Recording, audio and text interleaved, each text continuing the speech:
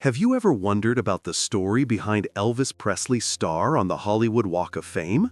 Located at 6777 Hollywood Boulevard, this star honors his monumental contribution to the recording industry. It wasn't added decades later. Elvis was part of the initial group of icons selected when the Walk of Fame was first established. He received this honor in 1960, the same year he returned from his military service and entered a new phase of his career. This specific spot has become a pilgrimage site for fans from around the world. On any given day, but especially on his birthday or the anniversary of his passing, you'll find it adorned with flowers, candles, and heartfelt tributes. It's more than just a name on the pavement. It's a permanent testament to the King's lasting impact. The King of Rock and Roll was also the King of the Road.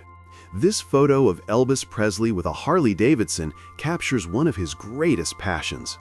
His love for motorcycles was legendary, starting in 1956 when he bought his first bike, a Harley-Davidson KH model, which helped cement his rebel image. This wasn't just a phase.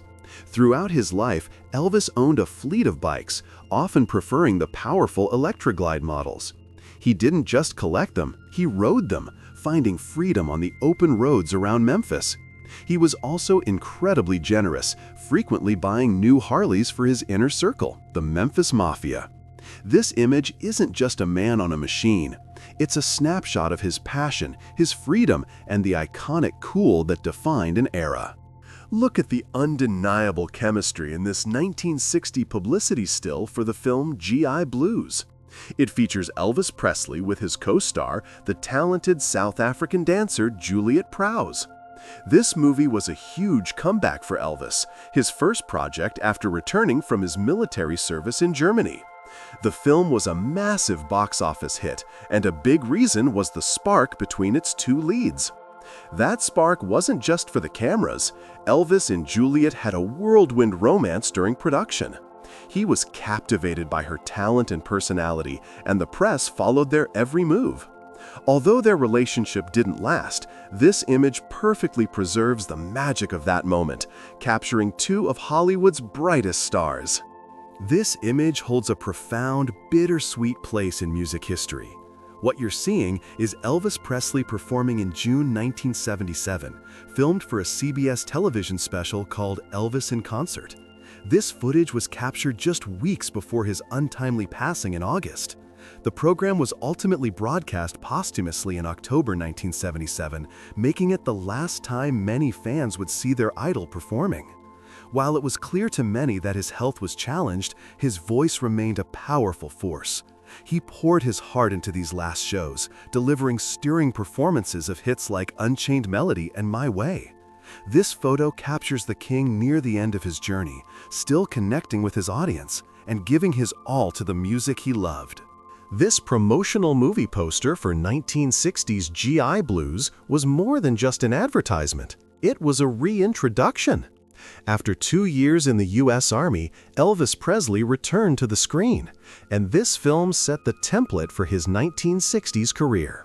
He played Tulsa McLean, a soldier stationed in West Germany, in a story that closely mirrored his own recent experiences. The film was a lighthearted musical comedy, a strategic shift from his rebellious 1950s persona to a more polished, family-friendly image. It was an enormous success, and its soundtrack album dominated the charts, remaining at #1 for 10 weeks. This poster captures the beginning of a new era, showcasing the soldier who was ready to become Hollywood's biggest star. This promotional photograph captures the electrifying energy of Elvis Presley in Jailhouse Rock, his third film, released in 1957. While the movie was a box office hit, its centerpiece was the title song's production number. This single sequence, often called the first true music video, revolutionized how music was presented on screen. Choreographed by Alex Romero, Elvis famously infused the routine with his own signature moves, creating a raw and dynamic performance that was unlike anything audiences had seen. He portrayed Vince Everett, a young man who finds fame after a prison sentence. This photo freezes a moment from that iconic number, showcasing the raw talent and rebellious charisma that made Elvis a cultural phenomenon and cemented this film as a cinematic classic. This charming scene from Paramount Pictures' Loving You shows Deke Rivers, played by Elvis Presley, singing for the family of Susan Jessup, played by Dolores Hart.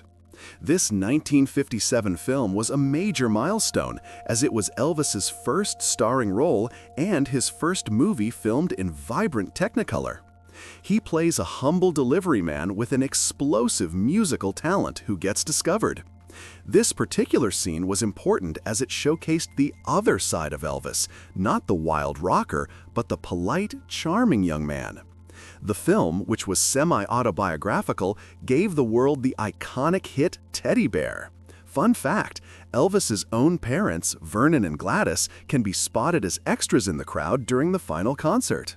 This promotional photograph for the film Jailhouse Rock depicts singer Elvis Presley in his most challenging role yet.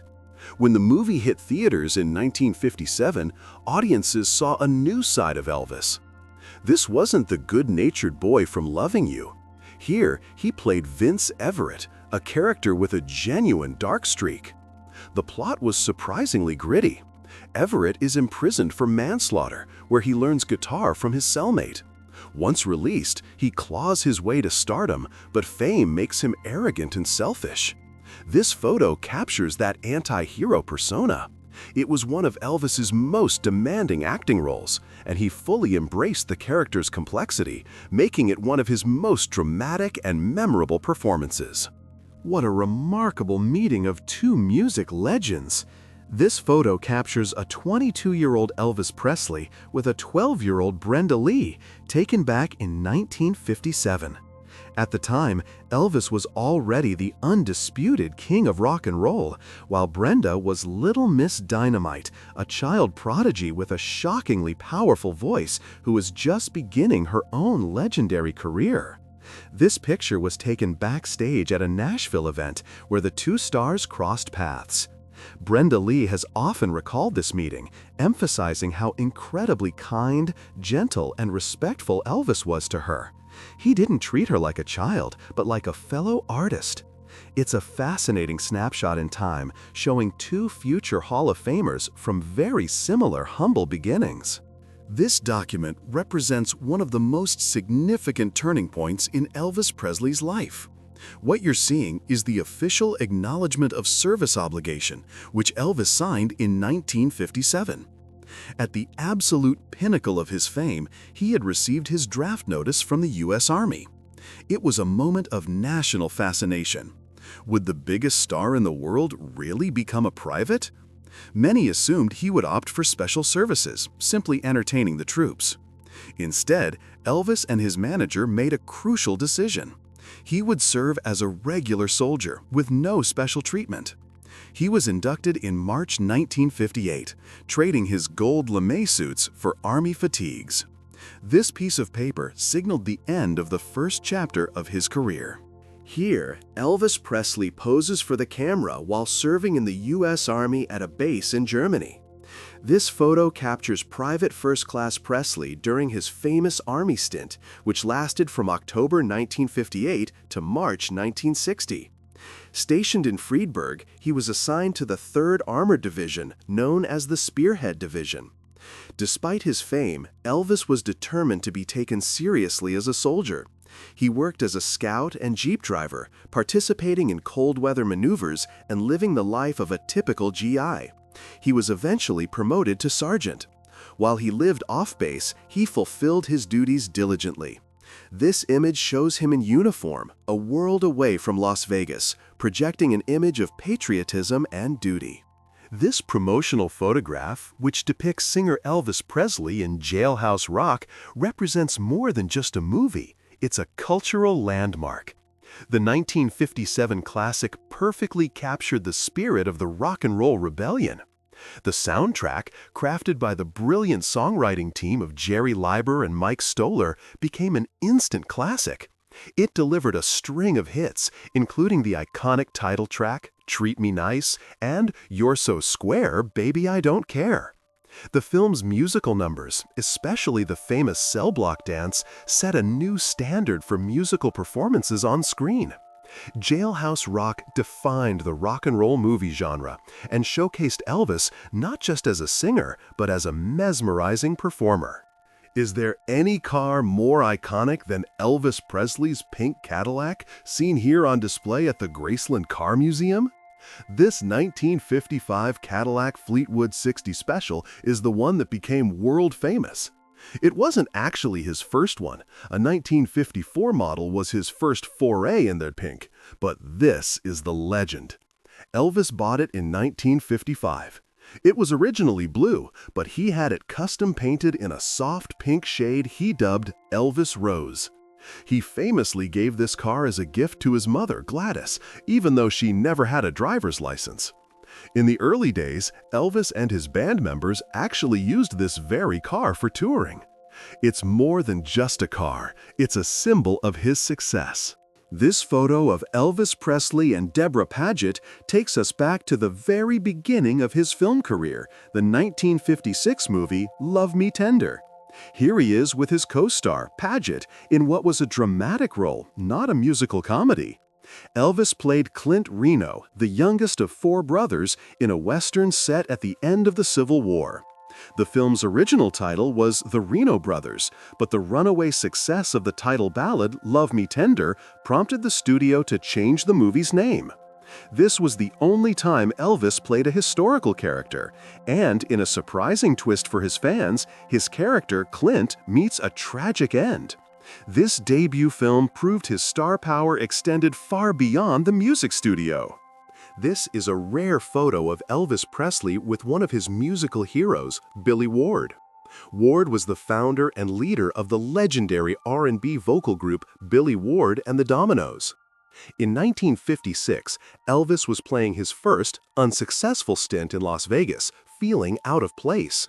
During that time, he went to see the Dominoes perform. He was mesmerized by their energy and specifically their powerhouse arrangement of the song Hound Dog. It was a completely different take from the Big Mama Thornton original. Elvis loved it so much that he adapted their fast-paced rocking version, which he then performed on the Milton Berle Show. That performance became one of the most iconic moments in television history. This image, taken from the trailer for the 1958 film King Creole, shows Elvis Presley and his co-star Dolores Hart. This movie was one that Elvis himself often called his personal favorite. It was the final film he completed before shipping off to the Army, and it's widely regarded as his finest acting achievement. He stars as Danny Fisher, a high school student in New Orleans who gets entangled with a local gangster while trying to make it as a nightclub singer. The role had depth and grit. Hart had previously starred with him in Loving You. Set against the atmospheric backdrop of the French Quarter and directed by the legendary Michael Curtiz, King Creole proved Elvis was a serious, dynamic actor. This official White House photograph captures one of the most surreal meetings in American history. But how did the meeting between Elvis Presley and President Nixon even happen? On the morning of December 21, 1970, Elvis arrived at the White House gate and hand-delivered a 5-page letter he had written to the president. In the letter, Elvis expressed his deep patriotism and his concerns about the counterculture and drug problems facing America's youth. He wrote that he wanted to help and he requested a brief meeting. Most importantly, he asked to be made a federal agent at large for the Bureau of Narcotics and Dangerous Drugs. Nixon's aides, seeing an opportunity, rushed to set up the meeting for that very same day. This iconic photograph of President Nixon and Elvis Presley was taken on December 21, 1970, by White House photographer Ollie Atkins. It documents the fascinating summit between the king of rock and roll and the president. During their meeting in the Oval Office, Elvis passionately spoke about his desire to combat the drug culture he felt was harming the country. He showed President Nixon his personal collection of police badges, explaining his respect for law enforcement. As a gift, Elvis presented Nixon with a commemorative Colt .45 pistol. The main topic, however, was Elvis's request for a federal badge. At the end of the meeting, Nixon granted his wish. This photo remains the most requested image in the National Archives. Here, Elvis Presley poses for the camera during his military service at a U.S. base in Germany. This snapshot shows more than just a soldier. It captures a man in deep transition. He had arrived in Germany heartbroken, having lost his beloved mother Gladys just weeks before shipping out. This period, from 1958 to 1960, was formative. While serving in the 3rd Armored Division, he dedicated himself to martial arts, beginning a lifelong passion for karate. And it was here, in Bad Nauheim, that he attended a party at his off-base home and was introduced to a 14-year-old stepdaughter of an Air Force officer, Priscilla Bulio. This meeting would change his personal life forever. This photo represents a time of loss, duty, and new beginnings. This famous photograph of President Nixon and Elvis Presley captures their handshake on December 21, 1970. This moment was the successful conclusion of Elvis's personal mission. His primary goal for the meeting was to obtain a federal badge, and he got it. President Nixon presented him with an honorary badge from the Bureau of Narcotics and Dangerous Drugs. For Elvis, this was more than a souvenir. He was an avid collector of law enforcement badges and genuinely believed this credential gave him official authority. He famously carried it with him. The meeting itself was kept relatively quiet at the time, but as the years went on, this photograph became a legendary symbol of the intersection between political power and rock and roll royalty. This public domain photograph captures the full group inside the Oval Office on December 21, 1970. While the handshake between Elvis Presley and President Richard Nixon is the most famous image, this one is just as fascinating. It includes 2 key members of Elvis's inner circle, his close friends Sonny West and Jerry Schilling. They had accompanied Elvis on his spontaneous trip to Washington. After Elvis's private meeting with the president, he asked if his friends could come in to say hello. Nixon agreed, and they were brought into the Oval Office for this official photograph and a brief chat. It's a snapshot of how Elvis could make the impossible happen for himself and those loyal to him. Here is a rare glimpse of Elvis Presley backstage, not just with fans, but with true collaborators. This photo, taken on August 5, 1972 at the Las Vegas Hilton, shows him with 2 music industry heavyweights, legendary singer-songwriter Paul Anka and sound engineer Bill Porter. While Anka was a fellow superstar and friend, Porter was one of Elvis's secret weapons. Bill Porter was the genius Nashville engineer who captured Elvis's powerful voice on many of his recordings after 1960. Critically, he also mixed the sound for his electrifying live shows in Las Vegas. He was essential in crafting that huge, clear concert sound. This image captures a moment of mutual respect between 3 masters of their craft. Beyond the spotlight and the music, Elvis Presley was a deeply spiritual man and a voracious reader. This image shows the handwritten notes inside his personal first edition copy of The Prophet by Khalil Gibran. This book was profoundly important to him. He discovered it in the early 1960s, and it became a lifelong companion, traveling with him everywhere. He didn't just read it, he studied it, underlining passages and writing his own spiritual reflections in the margins. Elvis felt such a connection to the book's philosophies on life, love, and spirituality that he bought hundreds of copies over the years, giving them away to friends, family, and even new acquaintances. These notes are a direct window into his private thoughts. This isn't just any car, it's the centerpiece of the Elvis Presley Automobile Museum at Graceland. The famous 1955 pink Cadillac Fleetwood has become a global symbol of the American dream. Elvis had it custom painted in a color he called Elvis Rose, and famously gave it to his mother Gladys. Since she didn't drive, it became his primary tour bus for himself and the Blue Moon Boys in the mid-1950s. The car was driven hard and was there for the birth of rock and roll. Its permanent display in the museum allows hundreds of thousands of fans each year to stand in the presence of an icon. It's more than a vehicle, it's a testament to his success and his love for his family. This tranquil photo shows the meditation garden at Graceland. This area was originally built by Elvis as a peaceful place for quiet reflection. Following his passing in 1977, it became the final resting place for him and his family. The garden's centerpiece is a beautiful fountain surrounded by memorials. This is where Elvis is laid to rest alongside his parents, Gladys and Vernon, and his grandmother, Minnie Mae. In more recent years, it has also become the final resting place for his daughter, Lisa Marie Presley, and his grandson, Benjamin Keough. The meditation garden remains a quiet, beautiful, and deeply moving part of the Graceland tour, where fans from all over the world come to pay their respects. This isn't your typical home. This is the futuristic House of Tomorrow in Palm Springs, California, which became famous as the Elvis Presley Honeymoon House. Built in 1962, the home was an architectural marvel, designed in 4 perfect circles on 3 levels. With its panoramic glass walls and unique peanut-brittle stonework, it was a prime example of mid-century modern design. In fact, Look magazine featured it in 1962, calling it the way out way of life. Elvis leased the home, and it became his private hideaway. In 1967, he and Priscilla flew here directly after their Las Vegas wedding to celebrate their honeymoon. The house remains an iconic landmark, perfectly preserving the futuristic style of the era.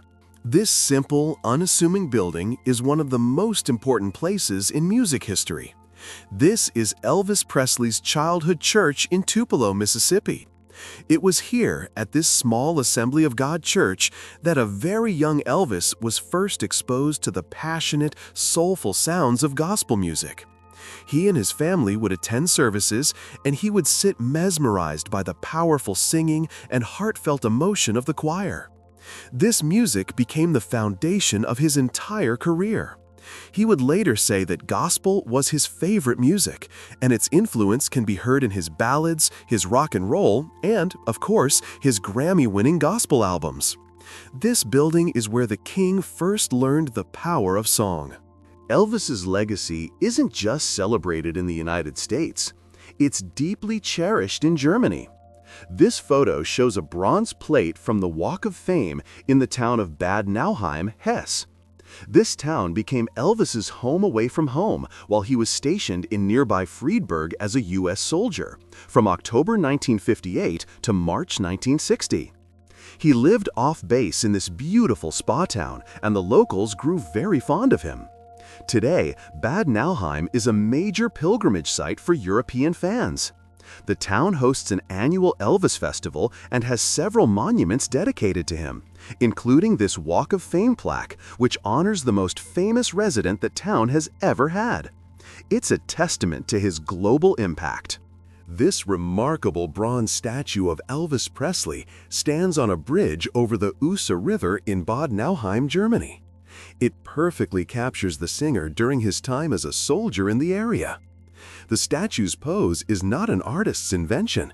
It's meticulously based on a real photograph taken in 1959. That iconic photo showed Elvis, dressed in his army uniform, casually leaning against the railing of this very bridge, looking out over the town that had become his temporary home. This statue, which has become a beloved landmark, allows fans to stand right where Elvis stood and recreate that famous picture. It's a wonderful, permanent tribute from the German town that never forgot its most famous GI. How far did Elvis's fame reach? It reached all the way to official currency in the Pacific Ocean. This photo shows a 1995 $10 commemorative coin from the Marshall Islands featuring Elvis Presley. This coin was part of a Legends of Rock and Roll series and was minted to be sold to collectors around the world. While it was legal tender in the Marshall Islands, its true value was in its appeal to the massive global Elvis fan base. It's a fascinating example of just how monumental his image had become nearly 2 decades after his passing. His likeness wasn't just on records and movie posters, it was being used on official government-issued currency, cementing his status as a permanent international cultural icon. This view shows the meditation garden at Graceland, which serves as the final burial site of Elvis at his home. This serene location on the Graceland grounds was a place Elvis himself cherished for quiet reflection. After his passing, he was originally interred in a mausoleum at Forest Hill Cemetery. However, due to security concerns and to allow fans a safe place to pay their respects, he and his mother Gladys were moved here to Graceland in October 1977. Today, the garden is the final stop on the Graceland tour, a place where millions of visitors have come to reflect on his life and legacy. It remains a beautiful and dignified tribute to a man who loved his home. Unveiled on August 13, 2021, this bronze statue on a bridge in Bad Nauheim, Germany, is a perfect tribute to Elvis Presley's time there as a U.S. soldier. As the text notes, he lived in the town from October 1958 to March 1960. What makes this statue so special is its incredible accuracy. It's based on a famous photo taken in 1959 that shows Elvis in his army uniform leaning on the rails of a footbridge. The artwork was placed on that exact same bridge, in the exact same position. This allows fans to feel a direct connection to that moment in time. The statue was funded entirely by donations from fans, proving how deeply his memory is still cherished in his German hometown. When you arrive in Memphis, Tennessee, the city makes one thing clear: you are in the land of the king. This Elvis Presley statue is a major landmark at the Tennessee State Welcome Center, greeting visitors who arrive in the city. Placed here in 1980, it has become one of the most popular photo opportunities in Memphis, second only to Graceland itself. The statue depicts Elvis in one of his classic 1970s jumpsuits, with his arm outstretched, welcoming people to his hometown. For countless fans making their pilgrimage, this statue is their first stop. It's a powerful symbol of how deeply Elvis's identity is woven into the fabric of the city of Memphis. Elvis loved Cadillacs, but he also had a taste for British luxury. This is his 1960 Rolls-Royce Silver Cloud, a highlight of the Elvis Presley Automobile Museum at Graceland. He didn't just buy this car, he customized it extensively. He bought it secondhand in 1961, and it was one of the first cars in Memphis to feature a telephone. But he didn't stop there. He spent a fortune upgrading it with features like a state-of-the-art sound system, a tape player, a bar, and even air conditioning. This car was his personal limousine, and he was often seen driving it around Memphis himself. It's a perfect example of his taste for combining classic elegance with the latest technology. While Graceland holds the largest collection, you can find Elvis's influence celebrated in museums across the world. This photo shows clothes worn by Elvis Presley, now on exhibit in the Musical Instrument Museum of Phoenix, Arizona. This display is part of their artist gallery, which highlights icons who changed the face of music. The exhibit typically features one of his iconic 1970s jumpsuits, showcasing the flamboyant style that defined his concert years.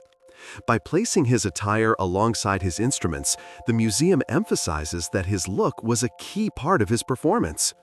It wasn't just a costume, it was a tool he used to connect with massive stadium audiences, solidifying his image as a true-life superhero. If one car captured Elvis's 1970s style, it was the Stutz Blackhawk. This 1973 model is a prized possession in the Elvis Presley Automobile Museum at Graceland. Elvis was obsessed with this new, hand-built luxury car. In 1970, he became the very first person in the world to purchase one. He loved them so much that he would go on to buy at least 4 different models. This particular 73 Stutz is famous for being the car he drove after his triumphant Aloha from Hawaii concert. It was fast, rare, and incredibly expensive, with 24-karat gold-plated interior trim. It was the perfect car for the king, reflecting the bold, over-the-top style of his final decade. Beyond music and cars, Elvis Presley was an avid collector of firearms and law enforcement memorabilia. This digitally altered image shows a Colt M1911 pistol that belonged to him, now part of the personal collection at Graceland. Elvis owned a wide variety of firearms, many of which were highly customized with intricate engravings and special grips. He had a deep respect for law enforcement and was a shooting enthusiast himself. This hobby was a private passion, but it also famously tied into his public life, such as when he presented President Nixon with a commemorative Colt 45 during their 1970 meeting. This item from the Graceland archives offers a glimpse into one of the king's personal hobbies away from the stage. This car just screams 1960s cool. Now on display at the Elvis Presley Automobile Museum, this 1963 Lincoln Continental was a staple of Elvis's personal fleet. The Continental was one of the most iconic luxury cars of its era, famous for its elegant suicide doors that opened from the center.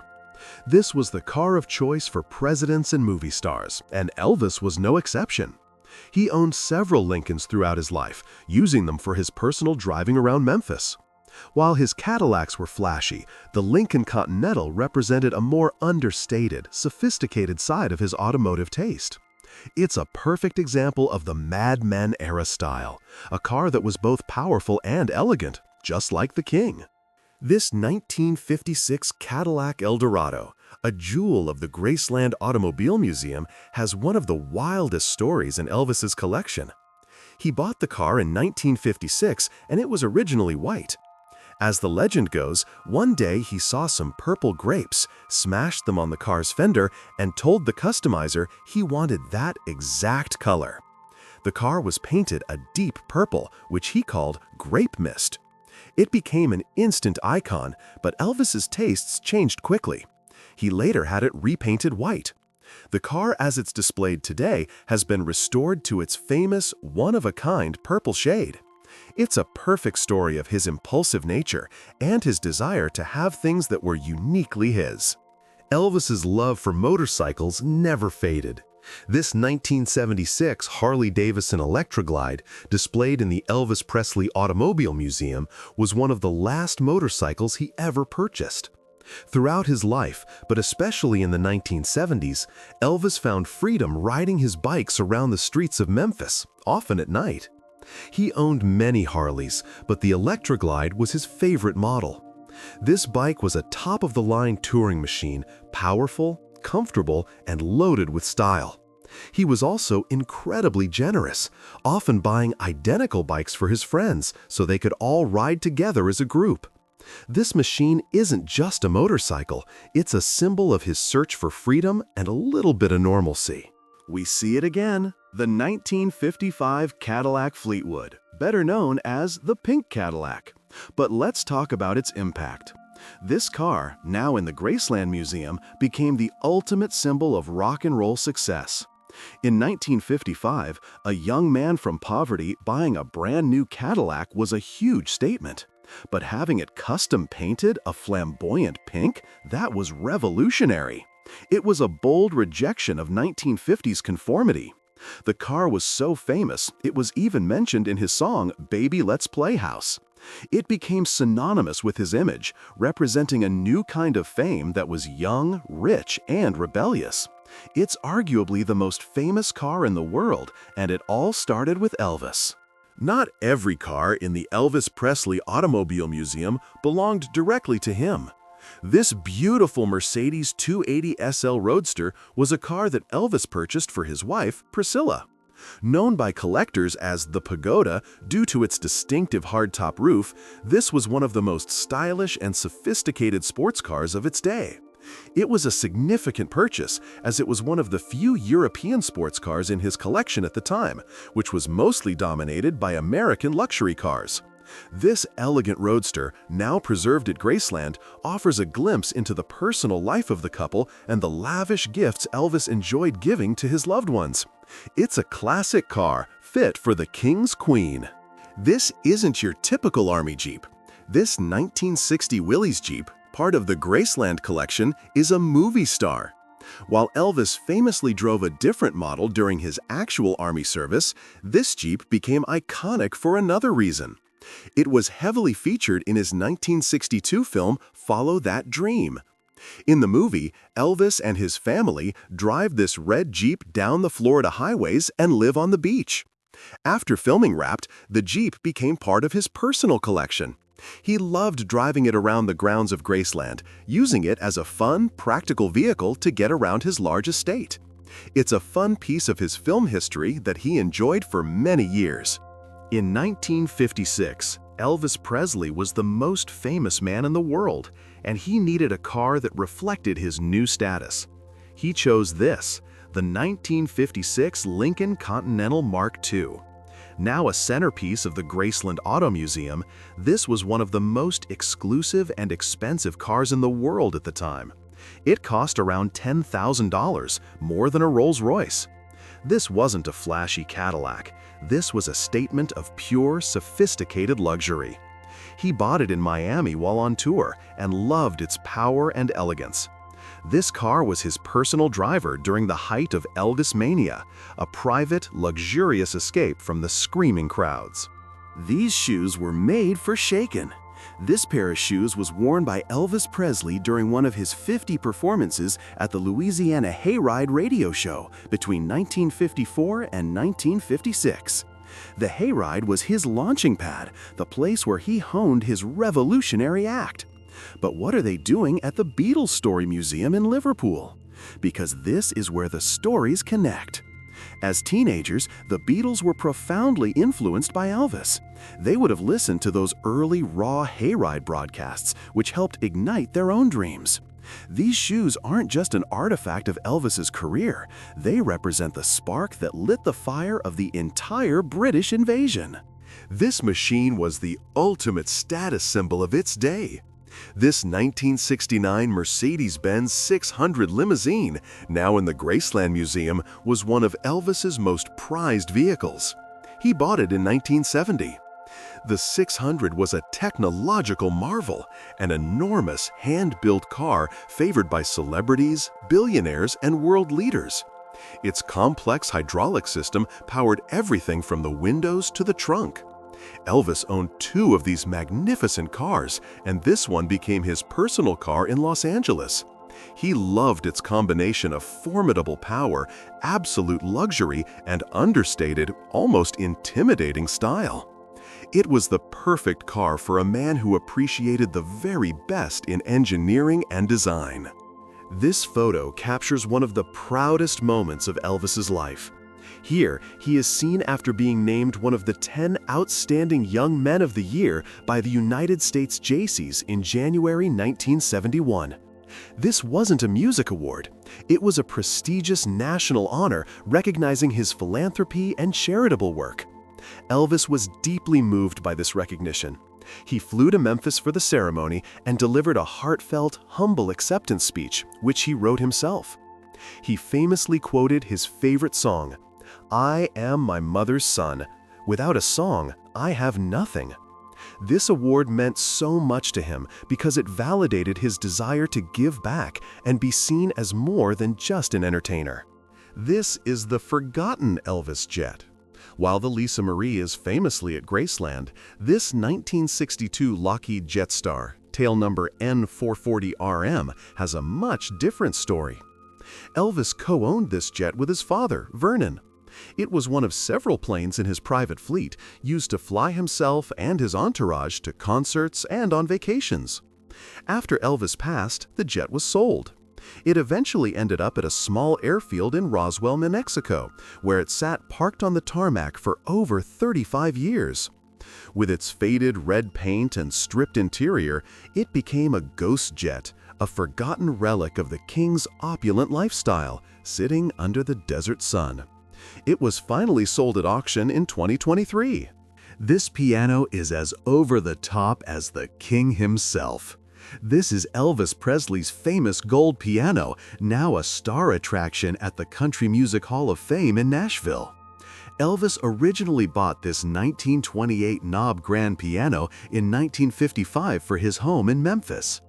A few years later, as a Christmas gift for his mother Gladys, he had it completely customized.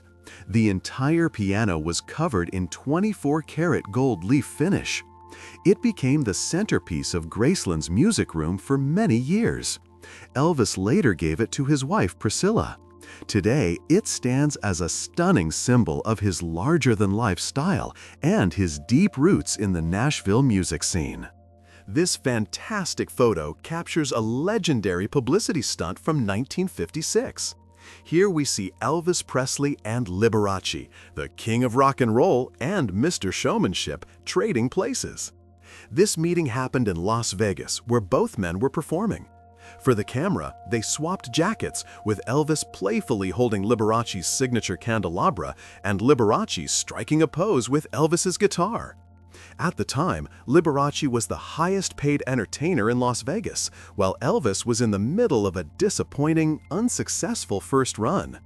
This photo op was a brilliant passing of the torch, connecting the established king of Vegas with the new, rebellious star who would one day claim that crown for himself. On November 16, 2018, Elvis Presley's legacy was recognized with America's highest civilian honor.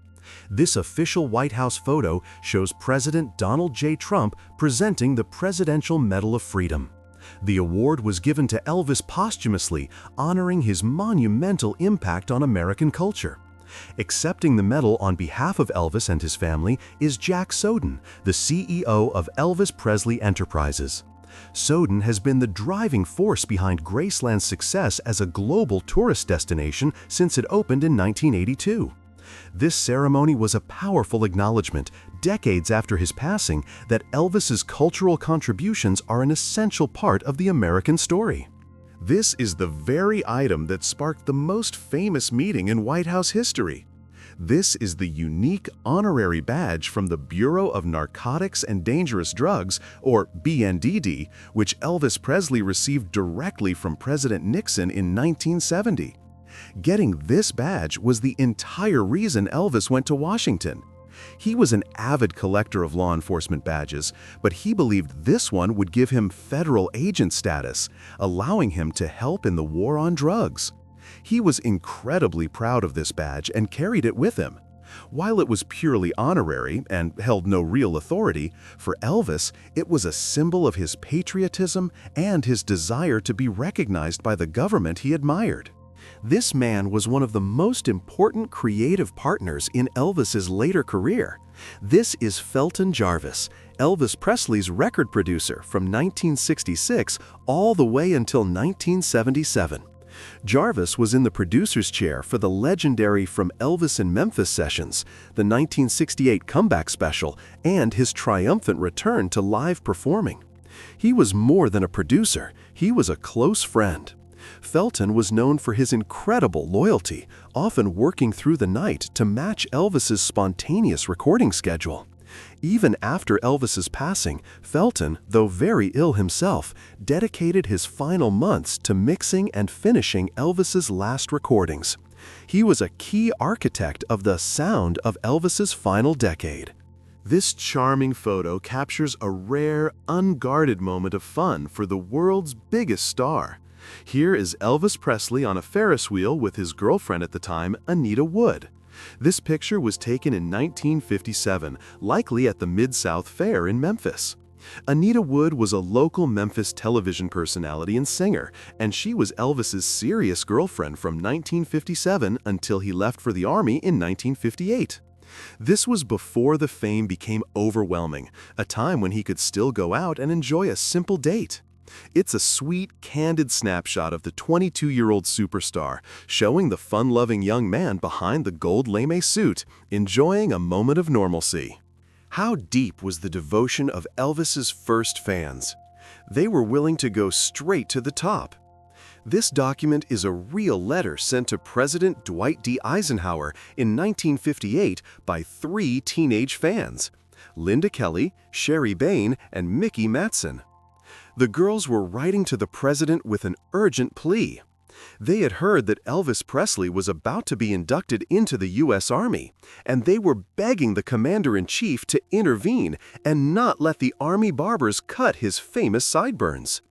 This letter, now preserved in the National Archives, is a perfect, amusing time capsule. It shows the cultural panic that Elvis mania caused and the personal connection young fans felt to their idol. This dramatic scene is from Elvis's first starring film, 1957's Loving You. Here, his character Deke Rivers confronts the tough, cynical music publicist Glenda Markle, played by veteran actress Elizabeth Scott. In the film, Scott's character is the one who discovers Deke and molds him into a star, but her methods are cold and calculating, and she tries to control every aspect of his life. This scene represents a key turning point where the young, good-natured Deke finally stands up to her, tired of being manipulated. This was an important role for Elvis, as it required him to do more than just sing. He had to show real dramatic conflict and emotion, which he did successfully. This backstage photo from August 5, 1972, captures a meeting of Las Vegas royalty. Elvis Presley is seen at the Hilton with two industry legends, Paul Anka and Bill Porter. While Porter was his trusted sound engineer, Paul Anka was one of the few artists who was on the same superstar level as Elvis. Anka was a headliner in his own right, a prolific songwriter, and a giant of the entertainment world. This image shows the mutual respect between these two icons. In fact, Paul Anka would later give Elvis one of his biggest hits. He famously rewrote one of his French songs specifically for Elvis, which became the towering, legendary anthem, My Way. While stationed in Friedberg, Germany, Private Elvis Presley needed a car. He didn't choose an army jeep, he chose this. This photo captures him getting into his legendary 1957 BMW 507 Roadster. At the time, the 507 was a stunning but commercially unsuccessful sports car. Elvis leased a white one, but according to legend, he had it painted red to hide the lipstick messages that fans kept writing on it. He drove this car during his service, turning heads all over Germany. The car was lost for decades but was rediscovered, painstakingly restored by BMW, and is now considered one of the most valuable cars in the world. It's a symbol of his unmistakable style, even in uniform. This is one of the most famous mugshots in the world, but it is not what it appears to be. This photo of Elvis Presley was not taken because he was under arrest. In fact, it was taken on November 17, 1970 by the Denver Police Department for a very different reason. They were giving him an honorary police badge. Elvis, a huge supporter of law enforcement, had made a generous donation to help construct a new gymnasium for the police. As a thank you, they presented him with his own badge. He playfully posed for this official photo, which has since been mistaken for a real mugshot. It's a perfect example of his close relationship with police departments. This original lobby card was used to promote the 1957 film Jailhouse Rock in theaters. Lobby cards were displayed in cinema foyers to give audiences a preview of the film's drama. This one highlights the movie's surprisingly gritty plot. Elvis plays Vince Everett, a young man who, during a bar fight, accidentally causes the passing of another man. The caption highlights this dramatic plot point. This storyline was dark for a musical, setting the stage for one of Elvis's most complex and dramatic roles. It shows he wasn't afraid to play an anti-hero, a character who had to find redemption after a terrible mistake, which made the film a compelling classic.